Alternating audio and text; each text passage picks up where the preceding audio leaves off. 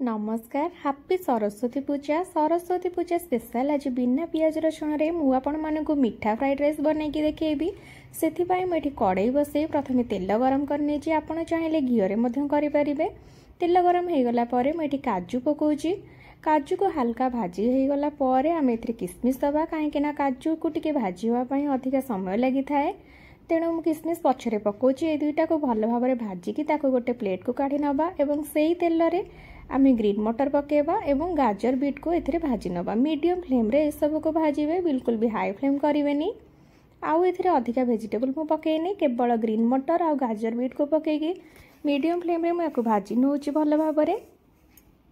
नरम हबा जे याको भाजी नेबे। एबे ताको मध्ये गोटे प्लेट को काढी नउची। एबे सेही कड़ाई रे आ टिके तेल गरम करी तेजपत्र एवं गोटा जीरा फुटौची। तापर एथिरे मु अरुआ चावल को धोईकी रखितिली ताकू एथिरे दे दउची।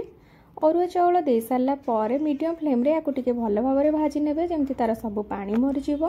तापर गोटे कप चावल हिसाब रे 2 कप पानी दे देबे। पानी दे सारी की एमति भल भाबरे ताकू गोळेई नेबे। पानी दे सारी की एमति भल भाबरे गोळेई की एथिरे स्वाद हिसाब रे लूण देबे। आउ अधिक पानी बिल्कुल भी देबेनी। स्वाद हिसाब रे लूण देकी याको घोड़नी देकी आमे भात को 70% हबा जाए फुटिवा को छाड़िबा। कहीं फ्राइड राइस जदि हमर नरम हो जिवो बिल्कुल भल लागिबनी। तो एबे देखंतु मोर 70% भात हेई गलानी। एबे आमे ताको थरे भल भाबरे गोळेई नबा एवं भाजी के रखिथिबा वेजिटेबल एथिरे दे दबा। गाजर बीट एवं ग्रीन मटर को देके भल भाबरे गोळेई नबा। एथिरे मु बिल्कुल भी हळदी पकोनी, किंतु देखिबे केते सुंदर कलर आसीबो। ए सब को देकी भल भाबरे गोळेई की आमे आउ 5 मिनिट मीडियम फ्लेम रे घोड़े नबा। एबे देखंतु केते बढ़िया से हमर सिजी आसिलानी।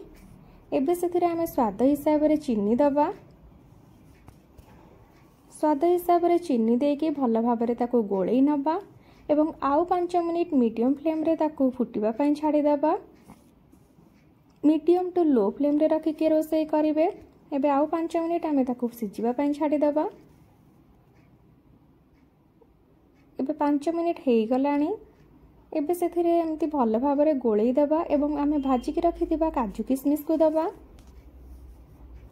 काजू किसमिस देकी ताको एमिति लो फ्लेम रे भल भाबरे 4 रु 5 थर एमिति गोळेई नबा। बिल्कुल भी एथरे पानी रखिबेनी। देखिबे हमर ए मीठा फ्राइड राइस केते सुंदर भाबरे बनिबो एवं खाइबा पई मध्ये बढ़िया लागिबो। केते सहज रे बनि गला आपण माने देखंतु। आपण माने एही प्रोसेस रे थरे निश्चय बनैबे।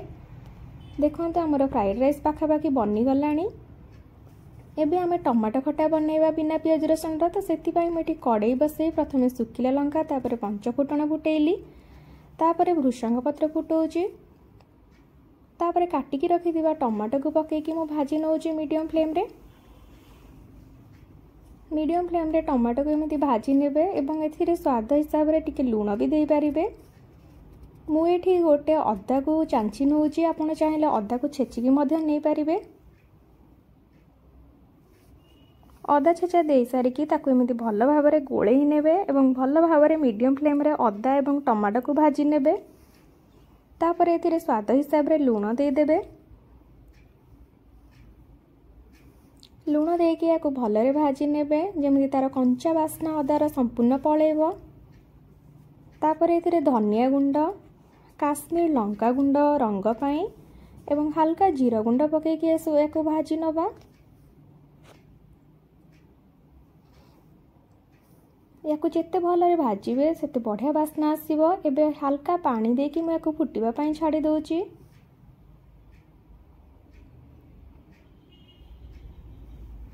5 रु 7 मिनिट ताको फुटिबा पई छाड़िला परे ताको घोड़नी आड़े दबा। देखंतु केते बढ़िया से हमर टमाटो फुटुची। एबे सेतिरे मो खजूरी पकोउची एवं भाजी के रखिथिबा काजू को भी पके दउची। ए सब को देकी भल भाबरे गोळेई नबा। तापरे आउ 5 मिनिट ताको फुटवा पई छाड़ी दबा। एबे देखंतु हमर टमाटो काजू एवं खजूरी सब बढ़िया से सीझी जाइछि। एबे काटी के रखिथिबा धनिया पत्र को एथिरे पकेबा एवं स्वाद हिसाब रे चीनी दबा। आपण चाहिले एथिरे गुड़ मध्ये देई परिबे। तो स्वाद हिसाब रे चीनी देके सब को भल भाबरे गोळेई नबा।